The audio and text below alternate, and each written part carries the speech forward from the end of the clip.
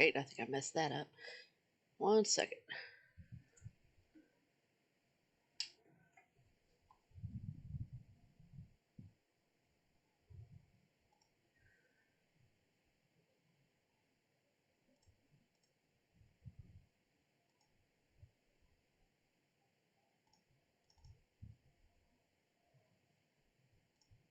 Well, that was smart. I mean, I wanted to do a story, but I also wanted to kind of have music going. Give me a moment. Yeah, yeah. How y'all doing? I'm doing alright. Yeah, let's listen to this. Oh, there we go. Oh, I want to know that volume. There we go. Okay.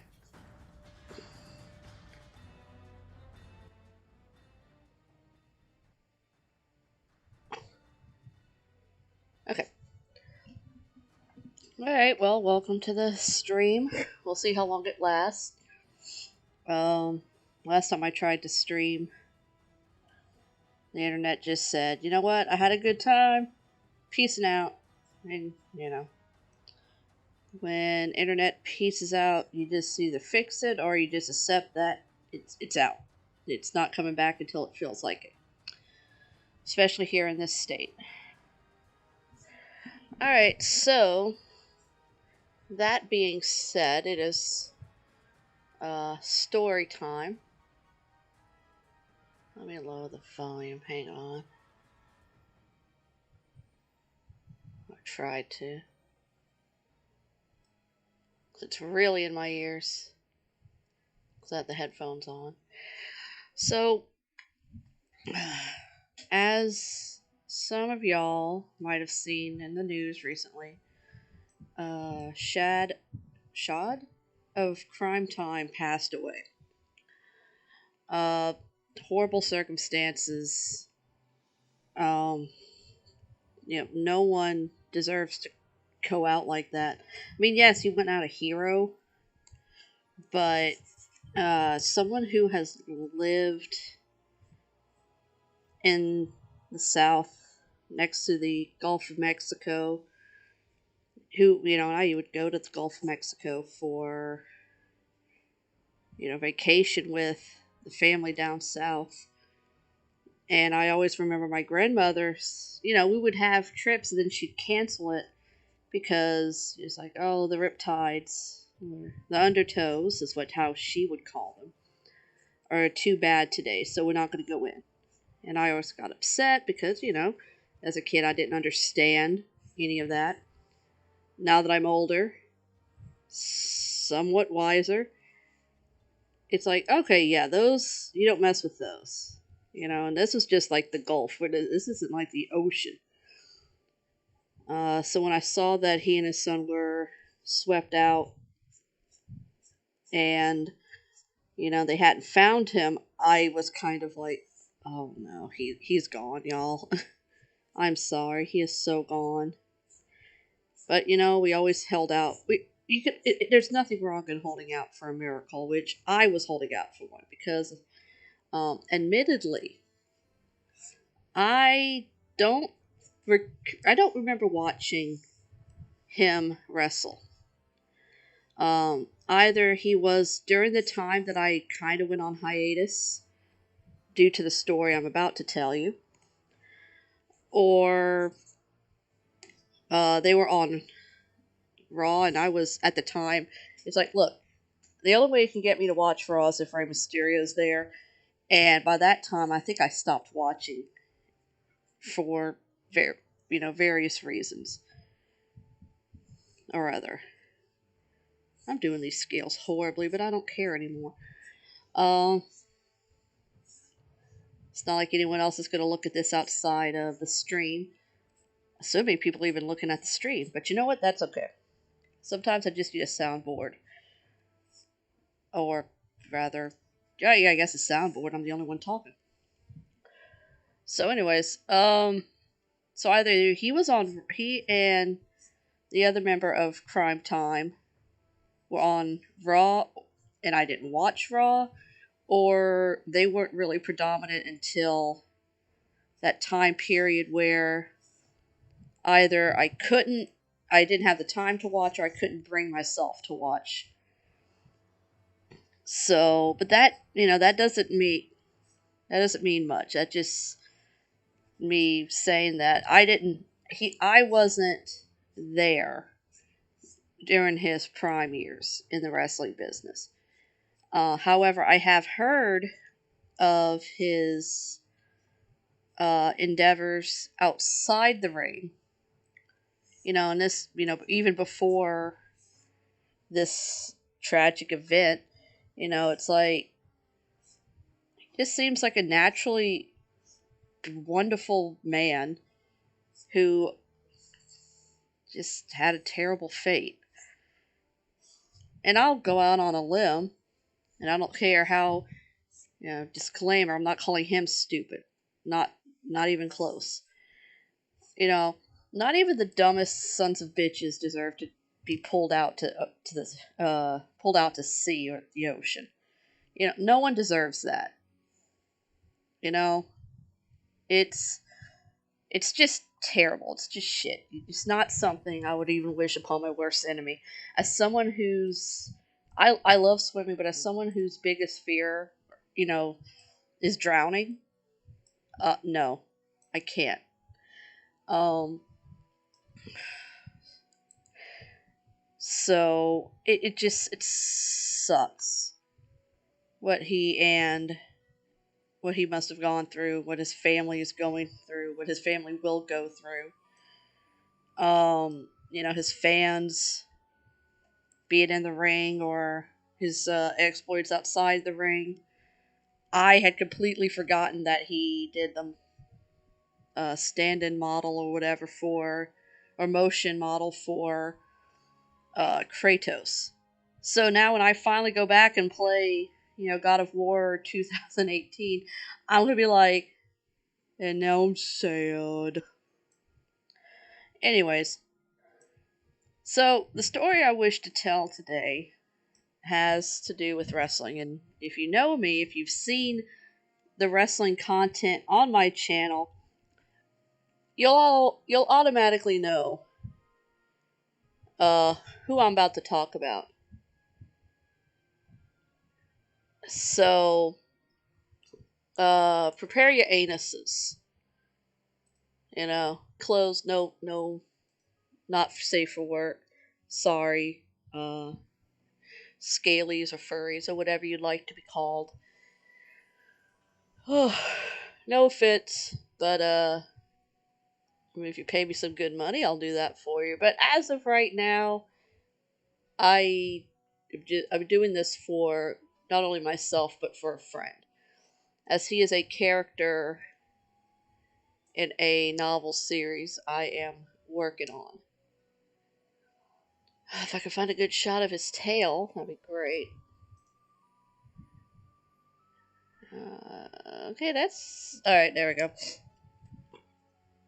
Good enough, I guess. So, um, if you watch my channel or follow me on Twitter, you'll know that I am a huge fan of Eddie Guerrero. He was one of my favorites. Even kind of before I realized he was one of my favorites, because when I was introduced to him, he was, obviously a heel, and people look at you funny when it's like, who do you like? I like the bad guy. I like the obvious bad guy in this situation. But I honestly I didn't appreciate him until later. Uh, I really enjoyed him in the later end of WCW, which of course now that I'm older/wiser, I'm like, oh man, those were not good years for him or anyone. Let's see how that tail looks. Oh shit, looks bad. Looks bad, Chief. I gotta fix this. It's terrible. Sorry. So, um, one of my favorite storylines from WCW for him was as foolish as everyone and think it is, which I don't blame him, was the whole LWO thing. I remember him. Yeah, I remember him coming out and kind of pulling these shoot/work promos because it turns out they were works.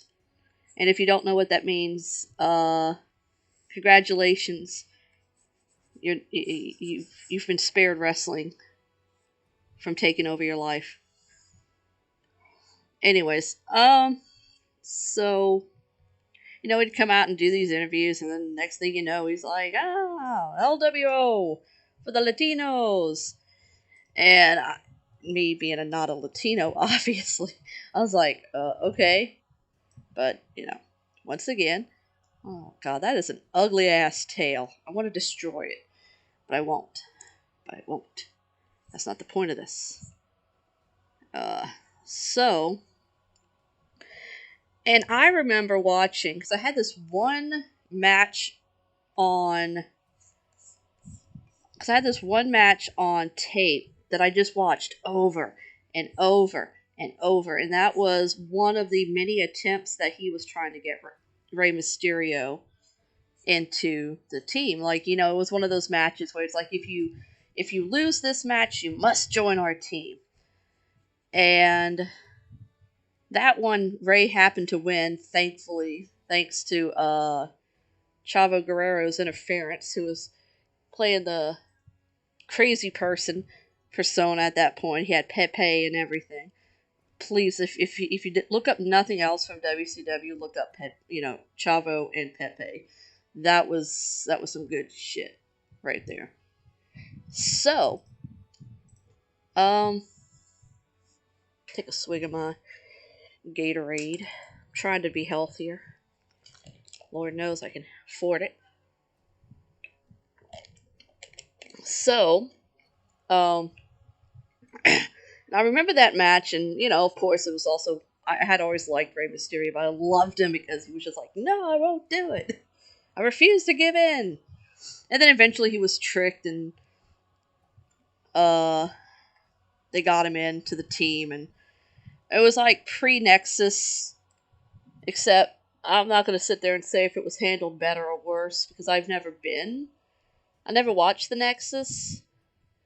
I recall it having some issues where people were like, oh, John Cena's burying the whole team. Oh no, don't tell me. Okay, good. I was about to cry. I was about to be like, no, I was on the wrong layer the whole time. No, it wasn't. Whew. So, anyways,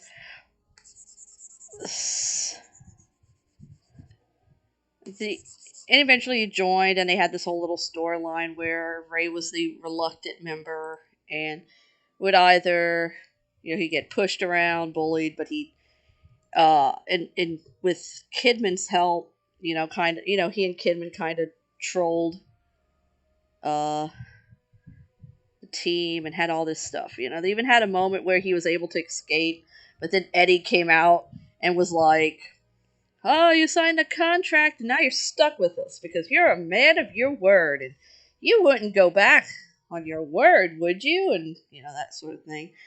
And then handed him this ridiculously oversized shirt, which I'm sorry, I'm having some good memories. Those are some good memories. Okay, so I don't even know how we got that episode taped. So anyway, so I always liked Eddie Guerrero. Then he had his car accident. He was gone for several months because he nearly, on the account that he nearly died. And then he came back. Had this kind of complete character change. I mean, this is a good image of a tail. God, could someone just post really good pictures of crocodile tails, or at least a mugger's tail? I can't imagine it's that much different from any of the other ones, but I don't want to sit there and be like, this is a mugger, and then some person come in and go, well, technically, since you did the tail this way, that's a saltwater croc. And I'm like, shit, You're right. So, anyways, um, and then he had, then he joined the Filthy Animals, and then he left for WWE because, WCW was a bag of dicks. And eventually went and followed after Ray went to WWE.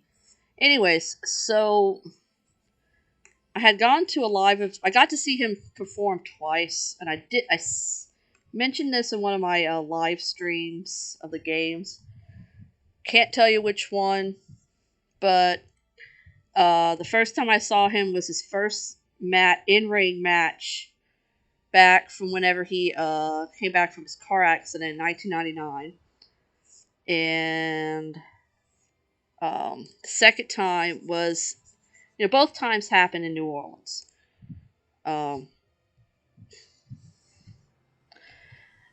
And the first occasion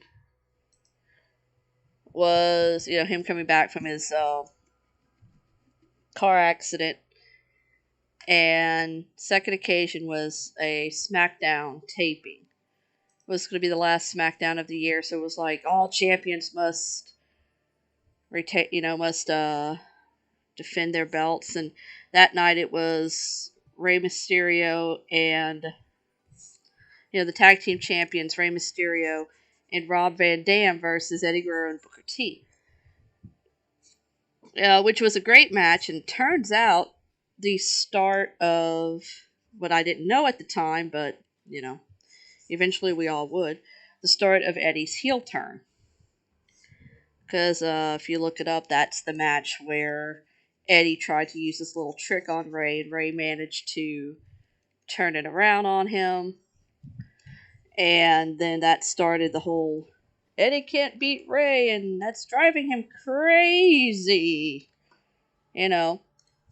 storyline, which led to, Dominic, custody of Dominic on a pole match, or, ladder match, which to this day I will defend that shit, because as someone who grew up in the Russo era of WCW, I've seen worse. I've seen worse things that people have fought for. And not even just like in general. I've seen Rey Mysterio and Conan in a ladder match against Disco Inferno and Alex Fright for a fucking lawn duck.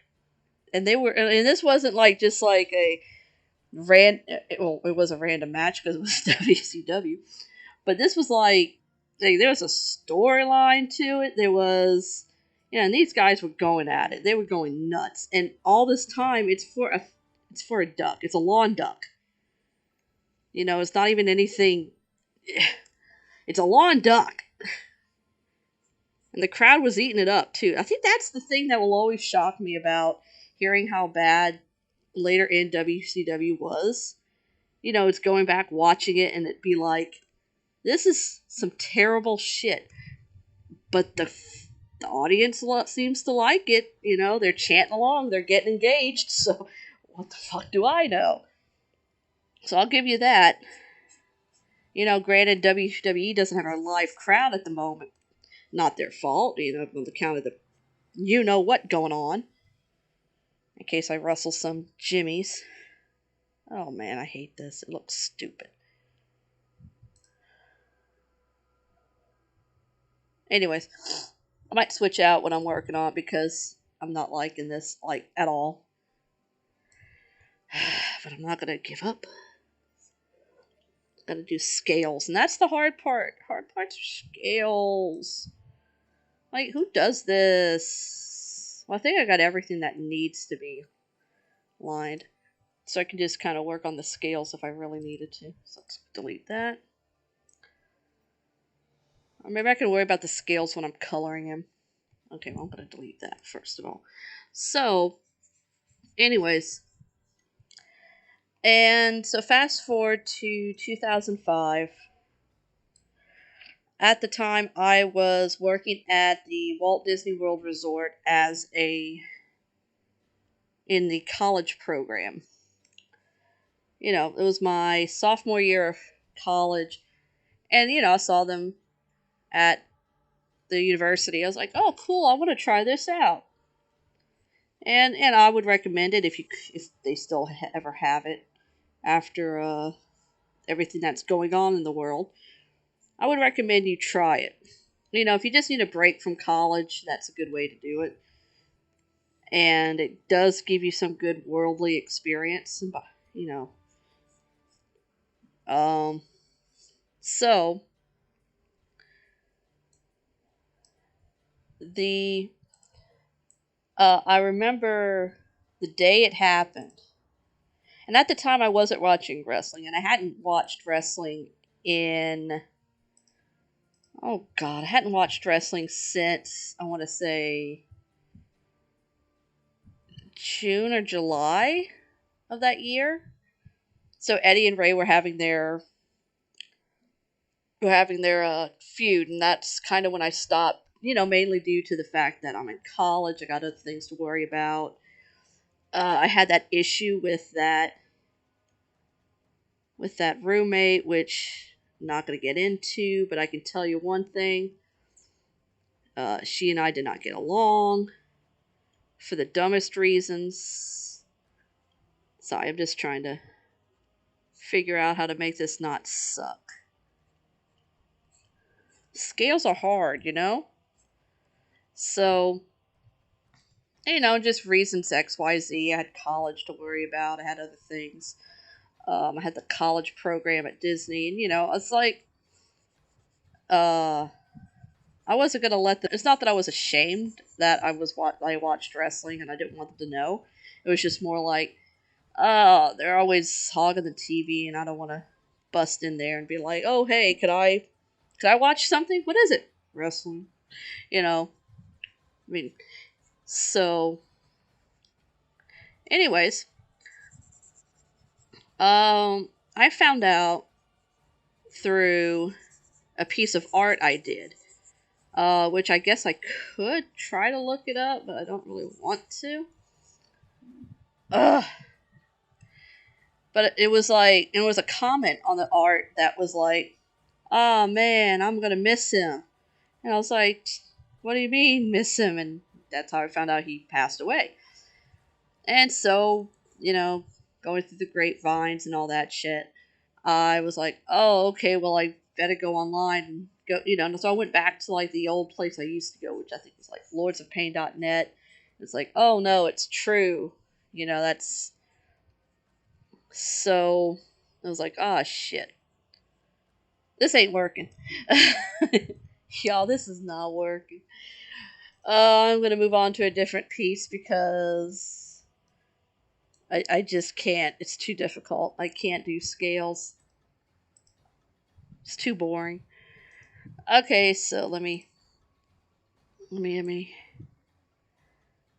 find the other one I'm working on. Here we go. Okay, so there we go. And so they're like, oh, we're gonna do a memorial on Raw, during Raw for him. And I happened to have the day off. Um, and so I was like, okay, well, I'll watch it. And uh, so let me explain how roommates in Disney and the Disney program worked at that time. Could be different now. Probably because of me. Ha ha ha. Joking. Please, I'm not that important. Uh, so there were at the apartment complex I picked slash was assigned to. So I think like if you were a certain age, you automatically went to this one in particular, and then like, or if it's your first time, you had to go to a place called Vista Way. I have to. The reason why there's hesitation there is because we called it something entirely different due to a certain incident. I was not involved in this incident, so Can't blame everything on me. The the way it works is that you're assigned how you come in. So you know, I was assigned to the room just by order of, when we showed up to the check-in desk. And so that's how I got my roommates. Now, earlier on, we had, there were 6 people to the apartment, including myself. And we had a Mormon. And of course, okay, let me explain this. I live in Louisiana. There are not many Mormons in Louisiana. I knew that Mormons as a religion existed, but could I tell you anything about them? No. And like grown ass adults, and not in the sarcastic way, whenever we all met each other, we first met each other, that was one of the things we discussed. Because all of us, I was the only Roman Catholic in the group. The others were various versions of Protestant. However, I explained to them that, yeah, I'm Roman Catholic, but I really have not practiced any of that stuff once my confirmation was over, and that I don't care. I don't really give them much of a care about, they knew I told them I wasn't a very religious person, and yeah. And, that I would try to respect their religion. Pretty sure I screwed that up, but who cares? Um, so the first thing we did, besides introduce ourselves, was she sat down with us and explained, what it is, what Mormons, what they believed in, who they were, and we all came to an agreement. Well, we obviously, besides the usual agreement of we're not going to be assholes to each other due to our religious preferences. Should you even have a religious preference? Because honestly, as I told them, I was born and raised Roman Catholic, but I do not practice that shit anymore. And no offense to other Catholics who listen to this, but I have my own reasons for why I'm not that hardcore into religion, or why I've more or less given up my beliefs or laxed on them to the point where I won't even consider myself Roman Catholic. Like, I don't do that no more. I don't even introduce myself as I was born and raised Roman Catholic, but I'm just like, they're like, what are you? I'm like, whichever one that believes there is a God but doesn't openly worship or practice any of that shit, and probably doesn't have a good relationship with them. There you go, done. This looks terrible. Spoiler alert, everything looks terrible to me, so that's just how it is being an art. Fellow artists could probably vouch or tell me I'm full of shit. I don't care. So, and so we kind of all had this big grown up adult talk, and we came to, we had agreements where it's like, look, let's not be a very religious household, and everything worked fine with that. We respected her when she said, if she's like, we're gonna go out and do this, she's like, oh, okay, I appreciate being invited, but I can't. And we're like, okay, cool, have a nice day. Or, we tried to include her anytime we could. We didn't try to tempt her into doing anything bad. Okay. She was the innocent in the group, but we weren't willingly trying to mess with her that way. We weren't like that. Well, at some point, she found another group of Mormons that she wanted to room with, and she made it clear that it wasn't us, that we weren't the ones that made her dislike, wanted to move out or anything. It was just more of she felt like she wanted to be with people that she was more familiar with. Understandable, I'm like, okay, cool, I get it. So that meant we had to get a new roommate. And this new roommate, this new roommate. The polite way of putting it, and yes, this is very important to the whole Eddie Guerrero story. I'm not just rambling for the sake of rambling, even though my ADD is pretty rancid right now, and I'm about to make a break. So, she was from Chicago, and she was a certain branch of Protestant. Like, not super strict Protestant, but like, she was a Bible thumper. The nicest way to put it was she was a Bible thumper. And she missed that important part of the sit down and let's talk like adults.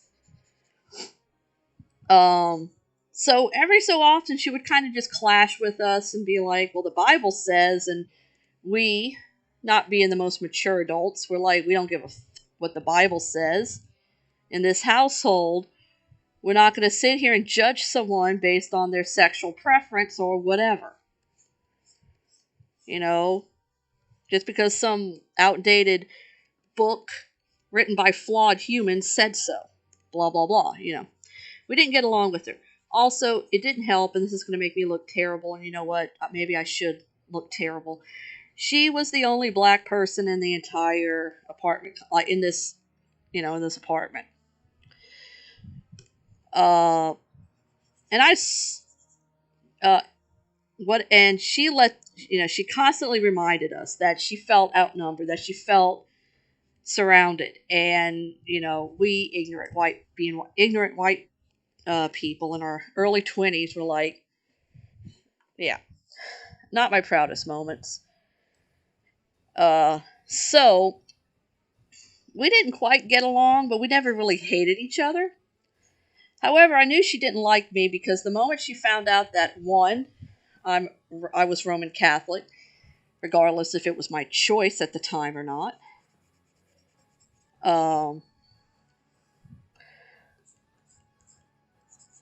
The minute she found out that I was Roman Catholic and that I was from the South, she was determined that we would never, ever get along. And of course, she was my roommate. Like, we're all roommates, but we all had like separate rooms that we were part of, and like 3 rooms, and it was like 2 people per room, and she was with me. I guess this looks terrible. Oh, it does. Oh, it looks horrible. I hate everything about my life right now. That's not going to work. So, yeah. And I will say that some days I tried to be civil with her. Other days I was just kind of like, you know what? Fuck off, bitch. I don't know if you hate me because you think I'm racist, and maybe I am racist, and you're just, and I don't realize it.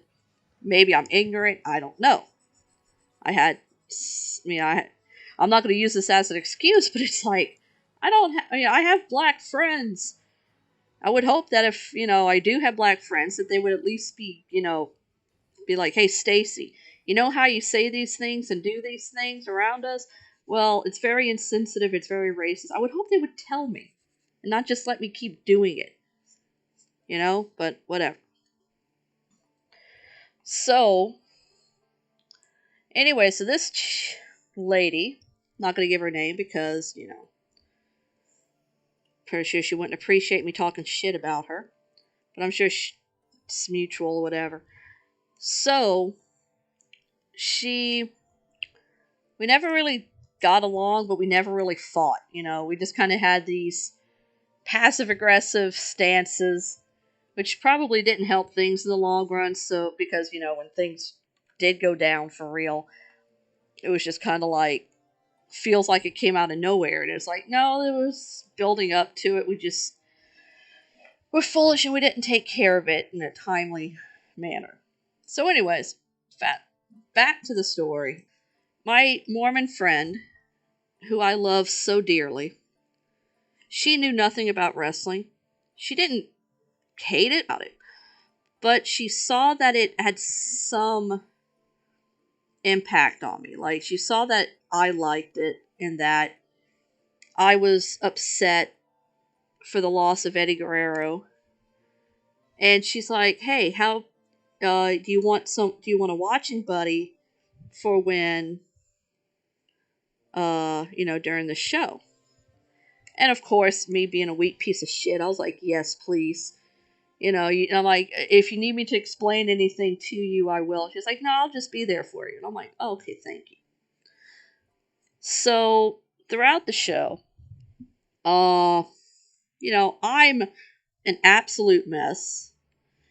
But the part that got me the most, they had the Ray match with, and in hindsight, I'm glad I at least got to see this match before things went down.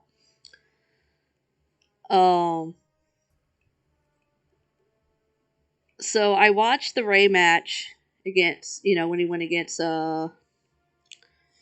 Shawn Michaels.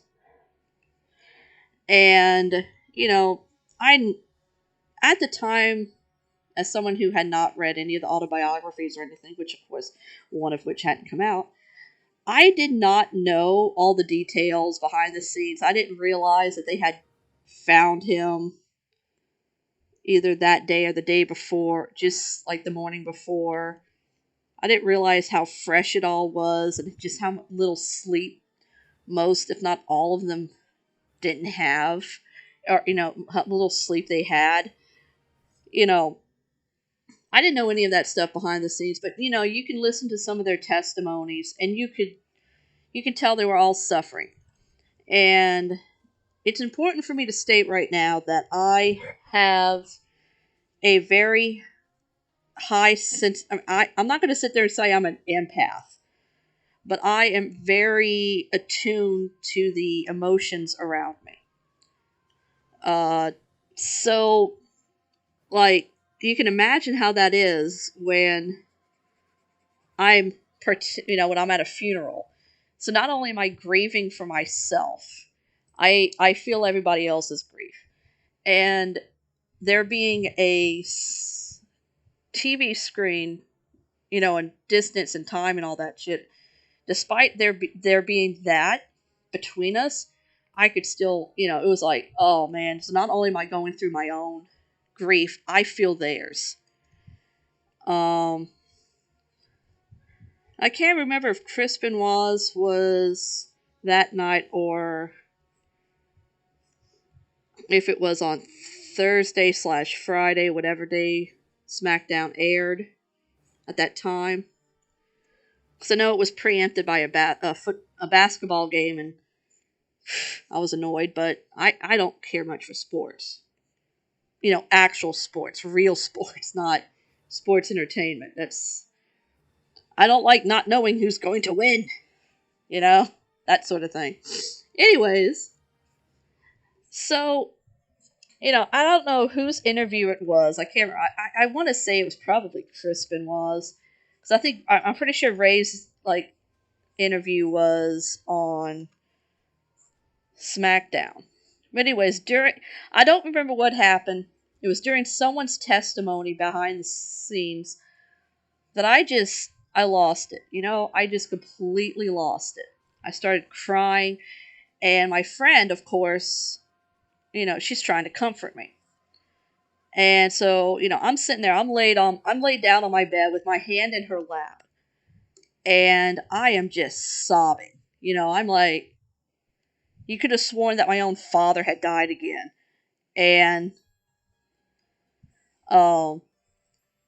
so, of course, as she's holding me close and telling me it's okay and blah blah blah, let it out, yada yada yada, That's when my roommate walks in. My roommate, who is very, very, very um, Christian, and had already made certain comments about such things as homosexuality and whatever. She walks in and she gets the wrong idea. And thinking about it now, I'm like, okay, well, I can kind of understand why she would be like, oh my god. But her reaction was just like over the top. Like you would have swore that she walked in on us fucking or some shit. And so, my friend, who was comforting me, got extremely self conscious. Not because she's a homophobe or anything, but because she's very sensitive. And she was extremely sensitive about how people perceived her. You know? And I understand that. You know? So, and this was, I think, their first meeting, their first official meeting. And so, so after that, after I tell my roommate, excuse me, could you give us a moment? As I try to collect myself, my friend is like, I should go. And I could tell she was upset, and I felt like shit because it's like I put her in that position. Well, I didn't stay feeling bad for long. In fact, I kind of got irate. And so once I walked my friend out to the door and saw her out, I then turned onto my roommate and I low key lost it. I mean, I asked her, what the? Yeah, there's a lot of F bombs dropping. And I'm like, what is your problem? How dare you do that to her? You know, and my roommate was sputtering, trying, and at this point, everyone except one of the roommates was out. It was home. One was out working. The others, the rest of us, they were kind of just chilling in the front room, one with their boyfriend there. Well, boyfriend at the time. And so they don't know anything that's going on, right? Except that they know that we don't really get along. And they knew that I was grieving. They saw me with tears and they knew, like, oh, well, she's going through a hard time. But they didn't get the full story until after. In which case they're like, well, I don't, anyways. So, and so we're having this argument. I am screaming. I'm at the point where I'm telling this bitch that, if you ever do that and make my friend feel that way again, I am going to, I can't guarantee anything good will come out of it. And I told her to get the hell out of the apartment because I didn't want to see her. And she did. She left without her keys. And me, being, emotional and stupid, I locked the door behind her because that was another thing. That was another thing that we all kind of sat there and agreed with. That when you leave the apartment, it doesn't matter if you're going to do the laundry. It doesn't matter if you're just walking to the dumpster. You lock the doors and you bring your keys. Well, but what if someone, anyways. And we discussed this with her, and this was not the first time she left without her keys and then came back at like 3, 4, 5 in the morning banging down the door. Because she forgot her keys. And we're like, excuse you, remember your keys. How could you leave your house without your keys? Which, I guess now that I'm thinking about it, there's certain incidences that would probably make someone forget about their keys. Anyways, I'm in the wrong here. Okay, let me just cut to the chase. I'm in the wrong here. I had no right to react that way, even though I was grieving. And I had no right to lock the door behind her or threaten her. Or at least, everyone says I threatened her, and I'm like, maybe I did. I really can't remember. I was so mad. I was so emotional. I was crying. I was trying to explain to my other roommates what had happened. And, they didn't like her much. And of course, they're going to take my side because they knew me longer.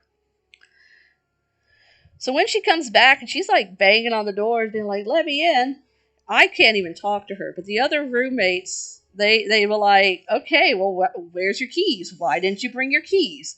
Blah, blah, blah.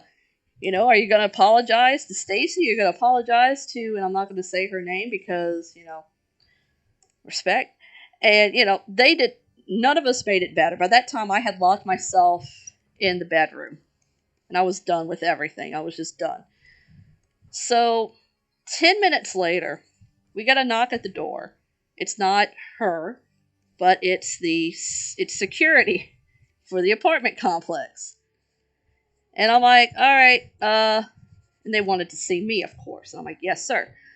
So I put on my pants and I greet them and I walk with them to the little station.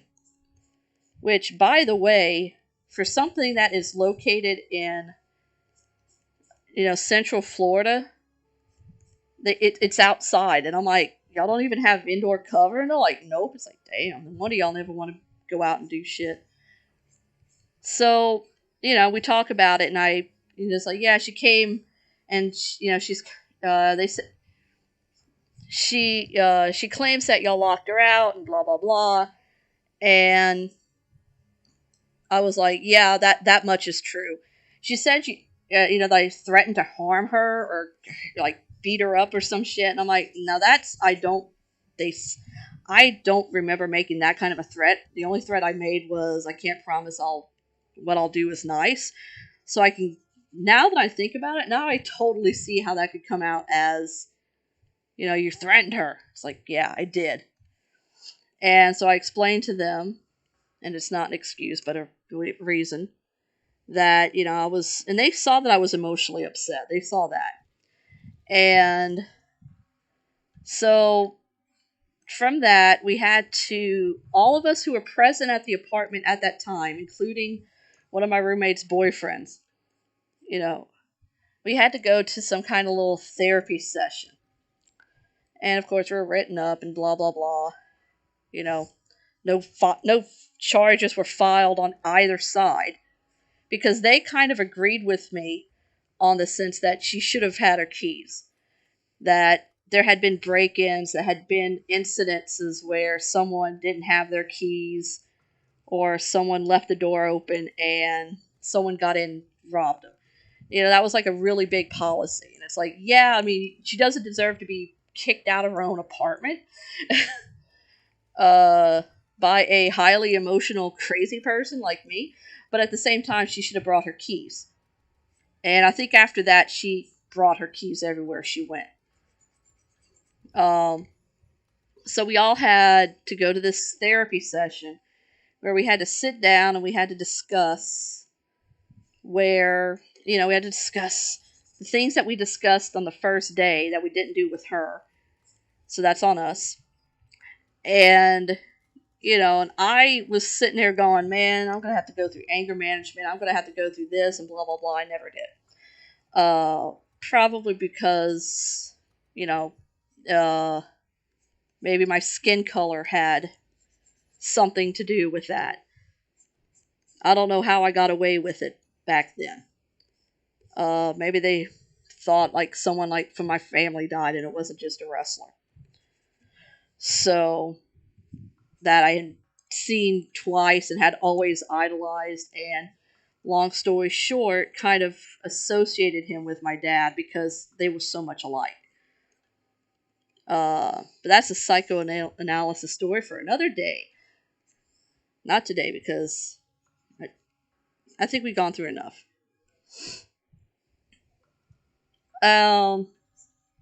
I believe we have, the roommate and I believe we have apologized to each other since then. I believe both of us have matured considerably since then. I mean, at some point we're friends on Facebook, so obviously she must feel like I'm worthy of forgiveness, even though I'm a Catholic heathen. Well, at least last I checked, we were friends on Facebook. She might have blocked me since then, but you know what? That's her right. as an American citizen and a human being. Uh, and should she, if she knows who she is, should she catch me on this stream, I, after many years, I am sorry for my reaction. I was grieving, but that was still no excuse for, locking you out of your own apartment and making you feel the way you did. So, uh, my apologies. And if you can't forgive me, don't want to forgive me, I accept that. Um, yeah, this used to be a story I told as a ha ha ha, look what I did. And now I think about it and I'm like, oh my god, Stacy, you're a piece of shit. You're a real piece of shit. You know that? Because it really doesn't matter that. Anyway, whatever. Enough of that. I'm making myself look worse and worse each second I talk. But, but I am trying to get better. I am trying to I'm trying. Whether I'm succeeding or not, I don't know. Still have a ways to go. So, that being said, um, if anyone wishes to discuss grief, you know, with me about, or with anyone really, about what happened, um, do it. You don't have to discuss it with me. You don't have to discuss it with, if you want to discuss it with a therapist, do it. Trust me, the therapist will not, or at least a good one, will not sit there and mock you for feeling these kind of emotions. And if they do, well, I hate to tell you this, but you have a shit therapist and you need a different one. Because grief is grief. Grief is real. Grief, it doesn't matter if it's someone personal to you, if it's or someone related to you, someone personal to you. Um, and a lot of people deal with grief in different ways. I am very open about my grief. Um, and I still, to this day, as ridiculous as it may sound, I still kind of grieve for Eddie. I'm still upset about Eddie Guerrero. And I probably will forever be.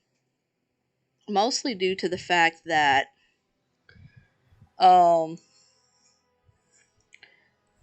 you know, well, I said this would be a story for another day, but I may as well do it now. Um, back in, especially back in 1999, um, at that point, the only thing keeping me distracted from the fact that my dad had cancer, had been fighting cancer for so long, was, the thing that kept me distracted from that, besides school, of course, was wrestling. Um, and around the time the summer rolled around, it was becoming increasingly obvious that my dad's bout with cancer was not going to end on a happy note. He had like 3 surgeries, possibly 4. I can't remember, but he had all these surgeries. He was going through chemotherapy. He was going through every kind of medication under the sun, and the cancer just kept coming back. The cancer just was like, no, you know what? I'm gonna stick around forever. So piss off. And so by the time summer rolled around, plans were being put in place for the inevitable, basically. Uh, Plans were in place for, like, they had signed a non-disclosure. Oh my god! They had signed a do not resuscitate, or they got that processed, per my dad's request. Um, they were getting the what's it called? Oh shoot, I messed that up entirely. Gross. Sorry about that. They were getting everything ready for his death. So they had his retirement turning, in his life insurance getting set up. He was on his last year, or he was going into his last semester of college because he had reapplied and everything. So imagine, not only are you fighting cancer, but you're trying to get a degree so you can better your life, even though you're about to die in a couple of months. Sorry, too much anger got out there. Um,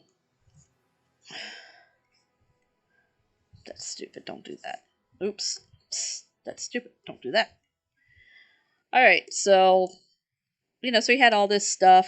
It looked like it's like, oh, if I could just survive the semester, I can get my diploma. It's like, yeah, Dad. Priorities, am I right? Whatever.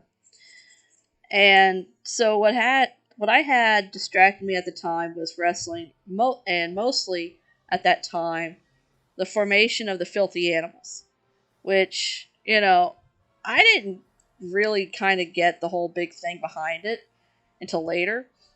But it was like, for me, it was like, what's that? All my favorites are coming together to form a stable? How awesome! You know? And of course, when Eddie came back from his injury,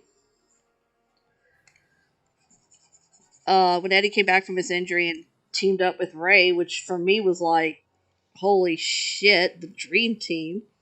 Sorry, sorry, wrestling fans in 2004 or 5 when they started teaming up. They're like, oh man, this had never happened before. And I'm like, excuse me, kiss my ass. This has happened before. You and your revisionist history shit. But whatever. Um, so it was a good distraction, and it was something I needed. Um, then of course, uh, as time progressed, as time marched on, as it became evidently clear that my dad's mental and physical state and health and all were deteriorating. He had brain cancer, by the way. I think it was a tumor the size of a. God, what was it? I want to say lemon, but I think that was the tumor size from what's it called? Green Mile. Maybe I think it was the size of a grapefruit at first for my dad. And which at the time I didn't know what a grapefruit was because I was an ignorant piece of shit. So, and then, of course, as the year progressed, Rey Mysterio had his knee injury, so he had to get written off screen, off the TV. Then the Filthy Animals got disbanded, but then came back together again during December, only for them to kind of just, what's a polite way to put this? Disband again. And so my dad had passed away during the Christmas holidays. It was on December 29th. And I'm not going to go into details of that day, even though I could, because they are quite vivid. Because I was there when it happened. So, and at that time, it was like, okay, the animals were back, but then they got taken out again. And then it turns out that Eddie Guerrero and members of the Revolution, Benoit, Malenko, and Saturn, had GTFO'd the hell out of WCW because they were a bag of dicks. And I was like, oh, okay, well, Ray's out. Um, Daddy's gone to the other side, which I can't watch because, though my mom was like, she's like, oh, I want you to, I don't want you to stop doing what you like doing, but you're not watching WWF for reasons XYZ. And I'm like, okay, Mom. Because, Uh, and so, like, I recall that time period. It's like, okay. Well, then I started watching wrestling again, of course, but it wasn't the same without Eddie. And then I stopped watching for. Actually, I think I started getting into it again when uh, Spring Break. That Spring Break episode came out, and you know what I'm talking about. All of a sudden, Vince McMahon from the other side chimes in, and it's like, oh, I bought the business. Look at me. I'm a douche. Whatever. And I'm like, oh, okay. Well, and my mom was actually watching it at the time just because she wanted to keep us informed after catechism. And was like, yeah, if Rey Mysterio goes over, I'll let you watch. And I'm like, oh, Mom, I really don't want to watch anymore at this point.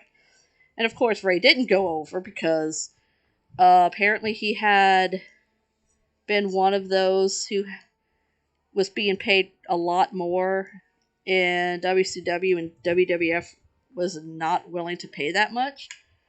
Which I get. It's a matter of money and shit. Oh boy, my favorite part, her tail feathers. It is looking nice, I suppose. I'm liking it more than I like the other one. The mugger. In case you're curious as to who this is Popoyo Greenfeather. She is my excuse me, she is my monk. Alright.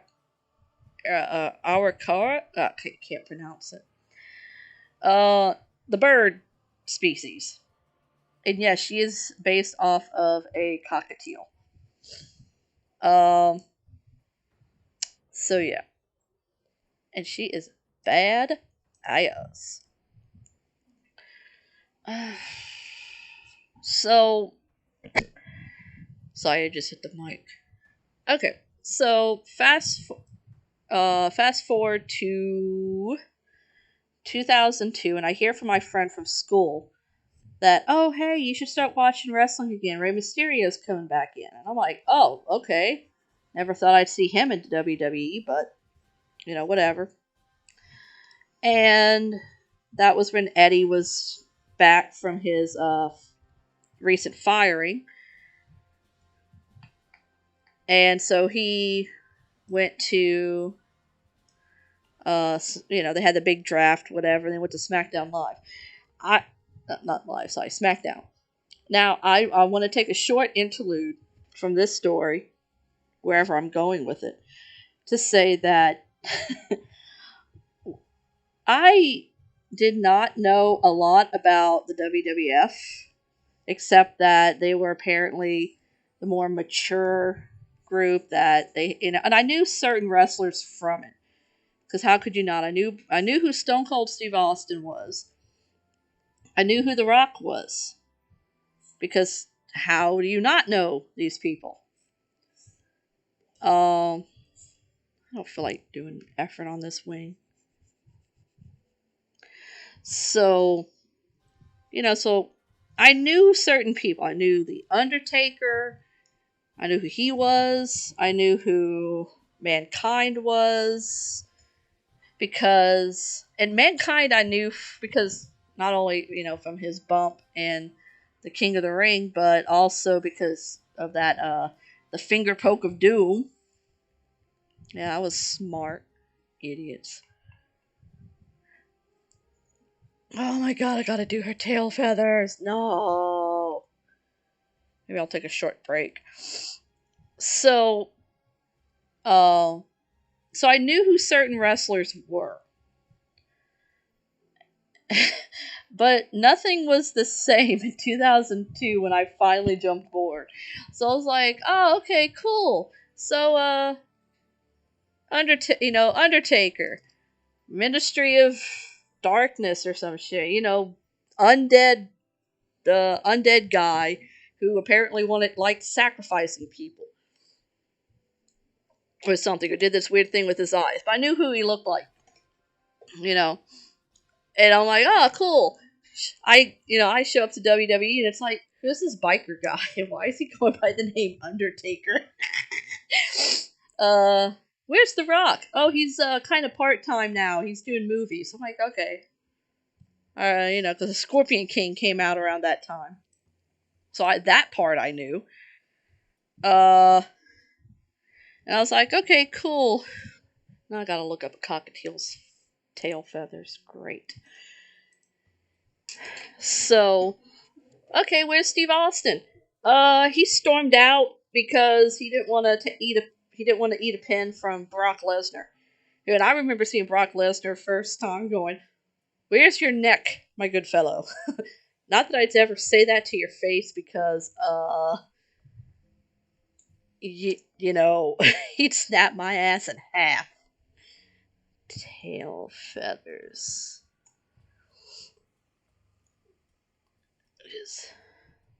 Ooh, I don't think that's a normal tail feather for a cockatiel. Okay, look, okay, here we go, hen. Because apparently they're the ones who have the... Come on. So... Well, there we go, thank you. So... And I'm like, okay, so he's not here. But we get Brock Lesnar, and holy Jesus Christ, this guy looks like he eats cruiserweights for lunch. And he probably did. I'm like, okay. Shawn Michaels. I know who that guy is. Where's Shawn Michaels? At the time, he had just come back from retirement. I'm like, oh, he retired? I missed that whole bit where he was gone, where his career was supposedly over or whatever. So when he came back, I missed what the big deal was. Like, I could tell people were happy, but that was about it. I'm like, well, if they're happy, I'm happy. Good for them. I'm like, okay, so... Crap, who else? Kane! I know Kane! What happened to him? Oh, he's involved in a feud with Triple H, and he's apparently accused of killing and raping some chick and having sex with her dead body. And it's like, so yeah, people are like, oh, why didn't you watch Raw at the time? The one time I watched Raw happened to be the whole Triple H dressed up as him and banging the obvious mannequin. That was the one time I watched Raw, and I was like, you know what? I'm good. I'm good. I don't need to watch this shit. And I don't know why people think, oh, Raw is the... Well, I know why now, but they're like, oh, Raw's the A show and SmackDown's the B show. And I'm like, yeah, but on SmackDown we don't have Triple H dressed as Kane doing it with a mannequin and then saying, I fucked her brains out. That's not how he sounds at all, but, But, whatever. To each his own. Some people really liked it. I wasn't one of them. I was more into the wrestling. Foolish me, right? Oh, nope. So basically everything had changed. China was gone. All the people I knew were either had a complete character shift or changed. I think Kane was unmasked shortly after that. And I was surprised to see Ray with his mask on, but I will give this to one Vince McMahon, that he's smart and knew the marketing power of the mask. as opposed to the morons who were like, oh, let's unmask him. Why? Because fuck you, that's why. Idiots. But what's done is done, I guess. Wow. Imagine if I actually gave a shit. This would actually look good. So anyways, the I guess the moral of the story was that everything had changed. And I was like, okay. So, I was there for the Ruthless Aggression era, so I guess, it's like the first one is always your favorite. Oh. I'm like, yeah, I guess so, because everyone's like, oh, I love the Attitude Era. And I'm like, I don't care much for it. I can do without the blatant sexism. And other shit that went down during that era.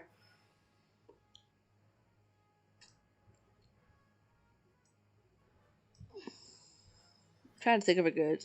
Okay, there we go. So, okay. Alright, so, so by that time, the Ruthless Aggression era, I started watching SmackDown when the SmackDown 6 was there. To me, I was like, why watch anything else? Okay, I don't even think that's the right green. I done did messed up. So,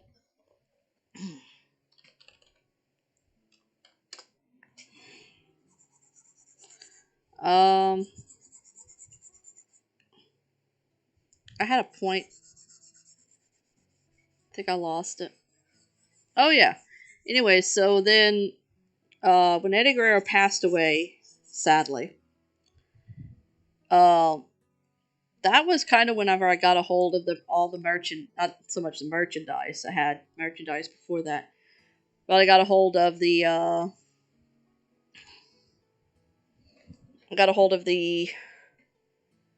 autobiography and all these other things and little memorial DVDs that they had for him. And that was kind of when I learned just how much he and my dad had in common.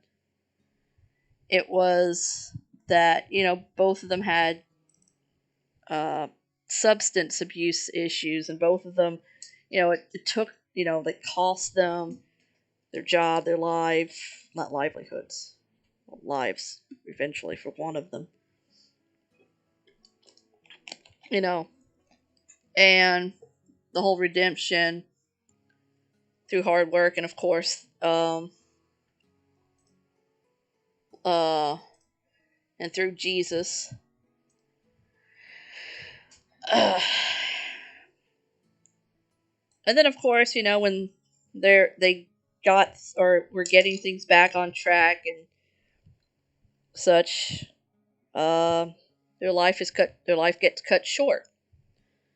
So, anyways, I guess that's partly why I always feel so visceral about Eddie Guerrero, is because I guess I'm inserting my memories of my dad into him and whatever.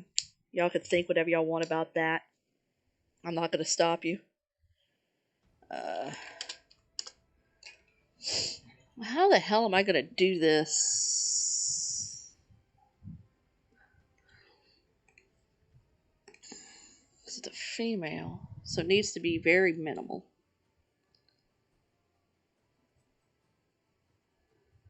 So, yeah, I'm still kind of not over it, really. Because, I look and I think back of all the things that, we could have had, with me and my dad. Like, I had to accept the fact that he would never be at my wedding, that he would, I would never have someone to walk me down the aisle that wasn't my own dad. Um,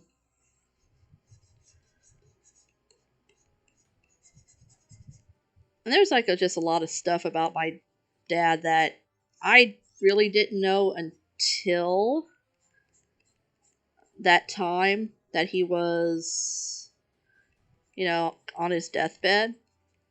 Like, I knew my dad was. I knew the person we called my grandfather, Papa Fred. I knew he wasn't my dad's biological father. And I didn't know how my dad was adopted into the family and all that jazz. I didn't know about any of that until I got older. I think that's it.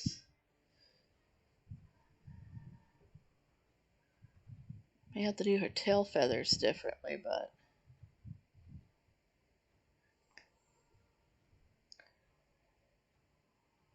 but excuse me, pardon me.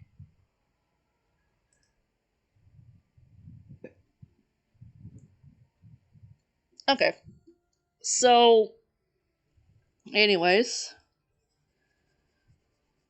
like, I remember a time when I walked in after school, and the way that we had it, we would always have either volunteers from the church my dad was a part of, or a relative or a friend of the family there, along with occasionally at home hospice. And one time I walked in after school, and there was a gentleman sitting in the chair next to my dad's bed as he was sleeping, because he was in the front room. And I remember looking at him, the man, not my dad.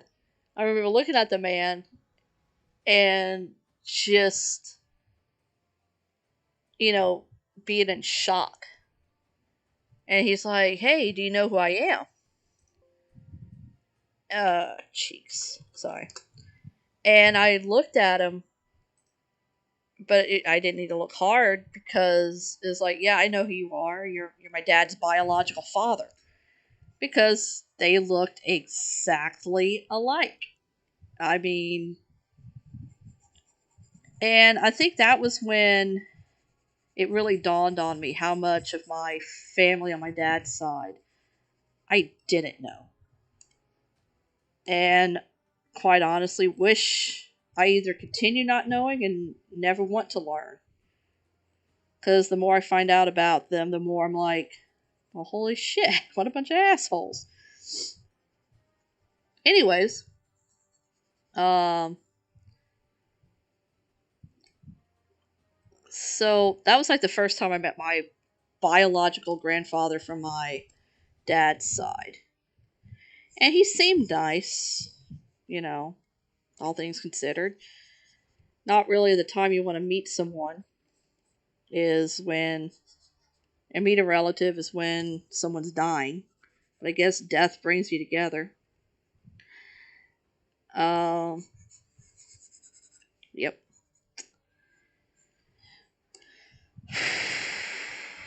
Trying to think what else I can talk about. Anyways, cancer sucks. Death sucks. I mean, yeah, okay, it's sometimes a necessary thing that happens. We all die some days. But, you know, some people get taken way too soon. Some people go down in horrible ways that, it's like, okay, maybe they shouldn't have been at the beach that day, but they don't deserve what happened to them, that kind of thing. What is the point of learning a lesson, learning a valuable lesson, if it kills you?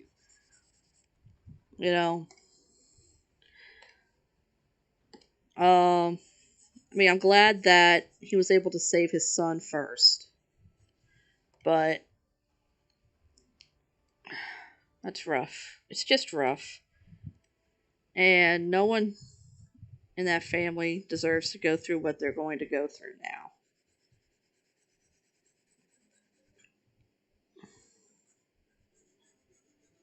How long have I been going on today? Jesus.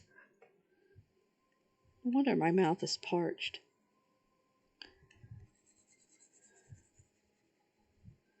I'm trying to think if there's anything happy that I could talk about that isn't,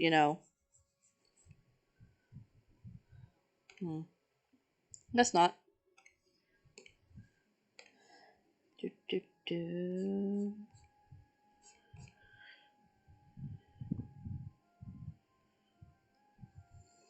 This looks like she's squinting. Kind of like that look.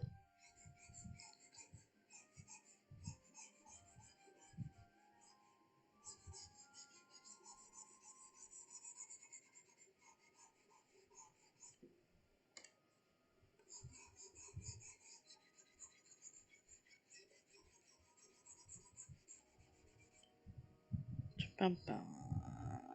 All right, well, I'm going to shut the mic off and just let the music take control.